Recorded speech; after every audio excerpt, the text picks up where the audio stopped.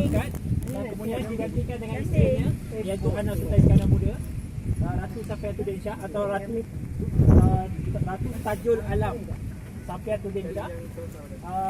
Beliau pada ketika itu masih lagi memanggil seorang ulama daripada India nama dia Syekh Nuruddin Al-Amiri yang mengarang kitab Usul Satin. Namun pada ketika itu ada satu perdebatan dahsyat. Walaupun perdebatan itu sudah lama habis, cuma ada orang kata challenger yang baru, iaitu namanya Saiful Rijal. Saiful Rijal ini berlawan berdebat dengan Syekh Nuruddin Al-Amiri tentang isu wujudiah, wahdatul wujud.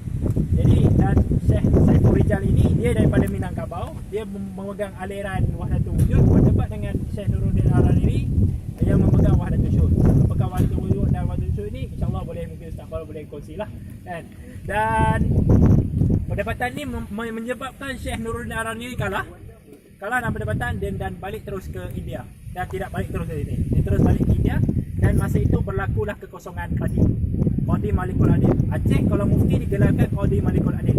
Jadi pada kita itu kebetulan pula Syekh Abdul Rauf Ali Al-Fansuri ini datang daripada Mekah, baru habis belajar dan dijemput oleh orang-orang besar di Aceh ini untuk menjadi Qadi Malikul Adil pada zaman Ratu Safiatuddin. Dan beliaulah adalah ejen utama yang menggerakkan orang kata apa, polisi-polisi Islam, polisi-polisi dasar-dasar luar dan dalam negeri di bawah orang kata apa, Keempat Ratu ini. Jadi walaupun sultanah itu yang memerintah, tetapi penggerak utamanya adalah ulama, iaitu Syekh Abdul Rauf Al-Fansuri. Jadi jom kita masuk ke dalam ini, saya akan cerita lebih dalam.